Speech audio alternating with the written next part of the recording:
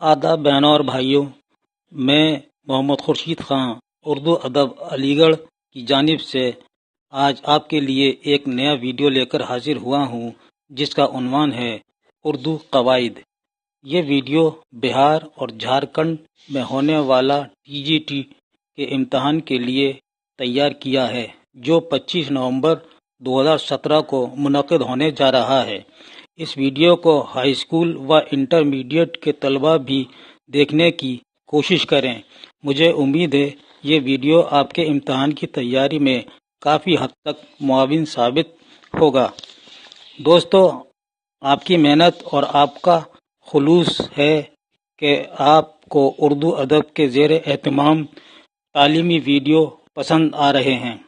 हम उर्दू अदब चैनल को ज़्यादा बेहतर से बेहतर बनाना चाहते हैं, इसलिए आपकी कीमती राय और मुफीद मशवरों की अशद ज़रूरत है। लिहाजा आपसे निहायत अदब के साथ गुजारिश है कि आप अपनी राय से ज़रूर आगाह फरमाएं। दोस्तों, आपसे ये भी गुजारिश है कि आप अपना नाम और शहर का नाम ज़रूर तहरीर फरमाएं। हम सबसे पहले ज़बान के बारे में आपको बताते हैं कि हम बहुत सी बातें सोचते और कहना चाहते हैं, महसूस करते हैं और फिर अपने अंदाज में उसे बयान करते हैं। दरअसल बयान करने का यही अंदाज ज़बान कहलाता है। ज़बान से बोलने की सलाहियत खुदा ने इंसान ही को बख्शी है। आपने कभी किसी बकरी, गाय या कुत्ते को बोलते हुए या बातें करते हुए नहीं सुना होगा। अपने ख्यालात की अदायगी के लिए हम अल्फाज या फ़िक्रों का इस्तेमाल करते हैं। जब अल्फाज और फ़िक्रे किसी तरतीब के मुताबिक और सलीक़े से इस्तेमाल किए जाते हैं तो इसको कवायद कहते हैं। कवायद जमा है कायदे की। कोई भी काम हो, अगर कायदे के साथ किया जाए तो न सिर्फ आसान हो जाता है बल्कि इसमें बाकायदगी और खूबसूरती पैदा हो जाती है। दरअसल हमारी आपस की बातचीत ही हमारी ज़बान है। हम जो आपस में बातचीत करते हैं, बोलते हैं, यही हमारी ज़बान है। जब हम इसी चीज़ को तहरीर में लाते हैं, पढ़ते हैं, तो हमें कवायद की पाबंदी करनी होती है। उर्दू हमारी मादरी ज़बान है। इसको हम रोज़मर्रा ज़िंदगी में बोलते हैं, लिखते हैं, समझते हैं। कुछ अल्फाज हम मायनी दार बोलते हैं और कुछ बेमायनी। हम आपस में जब गुफ्तगू करते हैं तो बहुत से अल्फाज हमारी ज़बान से ऐसे निकल जाते हैं जिनके कोई मायने नहीं होते। जैसे तुमने अपने साथी से कहा, अकबर तुमने काम वाम कर लिया या नहीं? अकबर ने जवाब दिया, भाई मेरे पास किताब विताब कुछ भी नहीं है, कैसे करता? इन जुमलों में काम वाम और किताब विताब अल्फाज आए हैं। काम और किताब को आप सब जानते हैं, लेकिन वाम और विताब के चूँकि कोई मायने नहीं है, इसलिए आप इसके बारे में कुछ नहीं बता सकते। दरअसल जिन अल्फाज के कुछ मायने होते हैं, इनको हम कलमा कहते हैं, और जिन अल्फाज के कुछ मायने नहीं होते वो महमल कहलाते हैं। जैसे लड़का वड़का, बिल्ली विल्ली, खाना वाना, पानी वानी, कलम वलम, किताब विताब। ये जो वड़का, बिल्ली, वाना, वानी आए हैं, ये महमल अल्फाज कहलाएंगे। कवायद उर्दू में कलमा और कलमे की किस्में और इनकी मुनासिब तरतीब जानना ज़रूरी है। कलमे की किस्में: इस्म, ज़मीर, सिफत, फ़ेल और हर्फ। इस्म किसी शख्स, चीज़ या जगह वगैरह के नाम को इस्म कहते हैं। जैसे असलम, दिल्ली, किताब, कलम, स्कूल वगैरह। इसको अंग्रेजी में नाउन और हिंदी में संज्ञा कहते हैं। ज़मीर वो कलमा है जो किसी इस्म की जगह बोला जाए, जैसे मैं, तुम, वो, हम ज़मीर कहलाएंगे। ज़मीर को अंग्रेजी में प्रोनाउन और हिंदी में सर्वनाम कहते हैं। सिफत किसे कहते हैं? सिफत वो कलमा है जिससे किसी शख्स, किसी जगह, किसी चीज़ की अच्छाई या बुराई जाहिर हो, जैसे लंगड़ा, अच्छा, बुरा, काला, गोरा वगैरह सिफत कहलाएंगे। सिफत को अंग्रेजी में एडजेक्टिव कहते हैं। फेल किसे कहते हैं? फेल वो कलमा है जिससे किसी काम का करना या होना पाया जाए, जैसे लड़के खेलते हैं, अब्बा चले गए।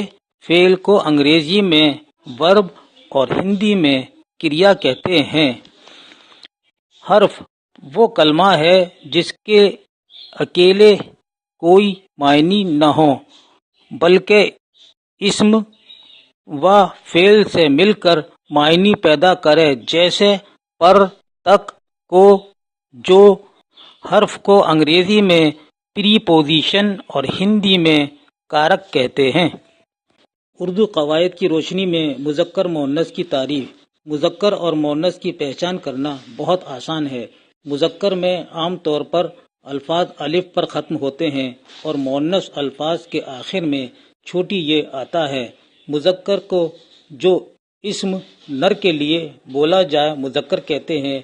मुअन्नस जो इस्म मादा के लिए बोला जाता है उसे मुअन्नस कहते हैं, जैसे लड़का, कबूतर, घोड़ा वगैरह मुज़क्कर हैं। कुर्सी, लड़की, गाय वगैरह मुअन्नस हैं। उर्दू कवायद की रोशनी में वाहिद जमा की तारीफ। नंबर 1, घोड़ा आया। नंबर 2, घोड़े जा रहे हैं। पहले जुमले में एक घोड़ा आया है और दूसरे जुमले में घोड़े जा रहे हैं, यानी एक से ज़्यादा घोड़े जा रहे हैं।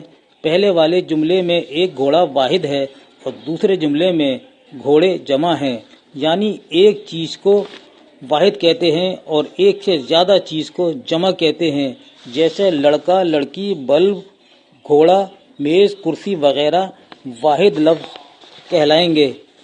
लड़के, लड़कियां, कुर्सियां, घोड़े वगैरह जमा कहलाते हैं। आइए कुछ खास वाहिद जमा पर रोशनी डालते हैं। वाहिद अदब और जमा आदाब। असलूब इसकी जमा असालीब। अलम इसकी जमा आलाम। बाब और जमा है अबवाब। तर्जुमा इसकी जमा है तराजिम। तातील यानी इसके मायने छुट्टी के, तातीलात जमा है। अम्र यानी उमूर इसकी जमा। आयत यानी आयात जमा है। आलिम जमा उलमा। जिला इसकी जमा है इजला। किताब की जमा है कुतुब। शख्स की जमा है अशखास। तायर के मायने है परिंदा, इसकी जमा है तयूर। मर्द की जमा है इमराज। मरसिए की जमा है मिरासी और नबी की जमा है अंबिया। अब हमने कुछ मारूदी सवालात आपके लिए बनाए हैं, जैसे साबके और लाहिके किस ज़बान के लफ्ज़ हैं? सही जवाब है अरबी ज़बान के। वो अम्र जो पहले आए और किसी काम को अंजाम देने का ज़रिया बने, इसे क्या कहते हैं? सही जवाब है साबके कहते हैं, जैसे बदगुमान, बदचलन, बरामद, बरवक्त वगैरह साबके कहलाएंगे।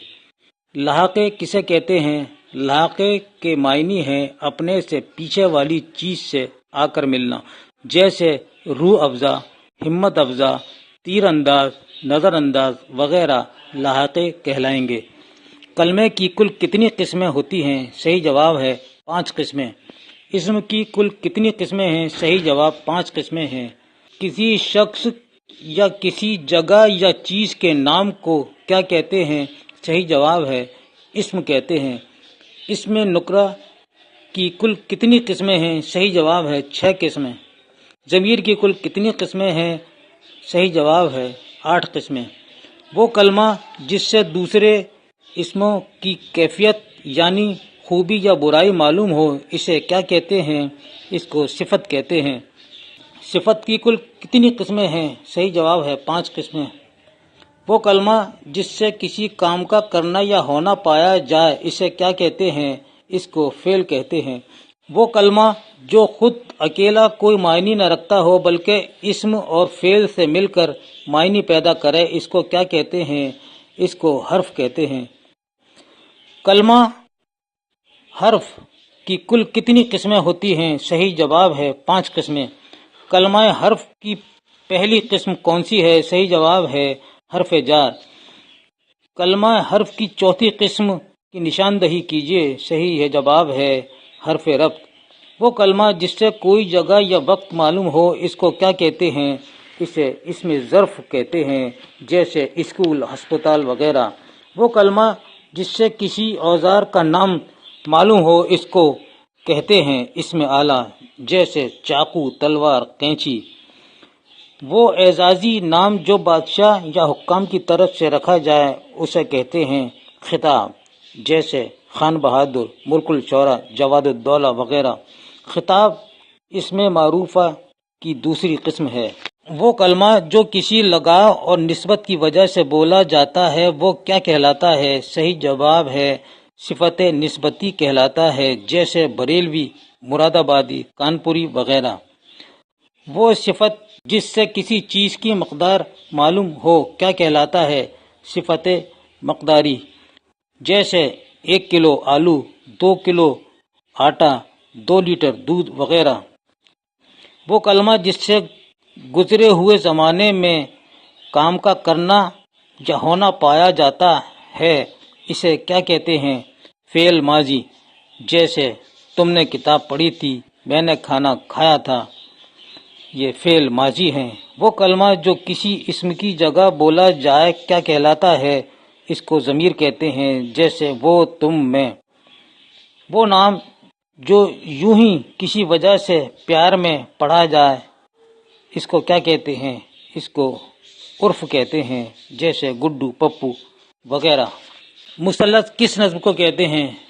صحیح جواب ہے مثلث اس نظم کو کہتے ہیں جس کا ہر بند 3 مصرعوں سے مرکب ہوتا ہے۔ وہ نظم جس کا ہر بند 4 مصرعوں کا ہوتا ہے اسے کیا کہتے ہیں؟ اس نظم کو مربع کہتے ہیں۔ وہ نظم جس کے ہر بند میں 6 مصرے ہوتے ہیں، 4 مصرے ایک قافیے میں لکھے جاتے ہیں اور 2 مصرے دوسرے قافیے میں، اس نظم کو کیا کہتے ہیں؟ صحیح جواب ہے مسدس۔ مرثیہ عام طور پر مسدس کی شکل میں لکھا جاتا ہے۔ حالی نے سر سید احمد خان کی فرمائش پر جو طویل نظم لکھی وہ مسدس حالی کہلائی۔ وہ نظم جس کے ہر بند میں 8 مصرے ہوتے ہیں کیا کہتے ہیں؟ صحیح جواب ہے اس کو مسمن کہتے ہیں۔ رجز کس شعری صنف کا اہم جز ہے؟ صحیح جواب ہے مرثیے کا۔ سراپا یا چہرہ کس شعری صنف کا پہلا جز ہے؟ صحیح جواب ہے مرثیے کا۔ جس نظم میں کسی مرنے والے کے اچھے اوصاف و اخلاق بیان کیے جائیں اسے کیا کہتے ہیں؟ اس کو مرثیہ کہتے ہیں۔ تمہید یا تشبیہ کس نظم کا پہلا جز ہے؟ صحیح جواب ہے قصیدے کا۔ گریز کس شعری صنف کا اہم جز ہے؟ صحیح جواب ہے قصیدے کا۔ یہ تھا آج کا TGT کے لیے خصوصی ویڈیو۔ اس کے ساتھ ہی اب محمد خورشید خان کو اجازت دیجیے۔ اللہ حافظ۔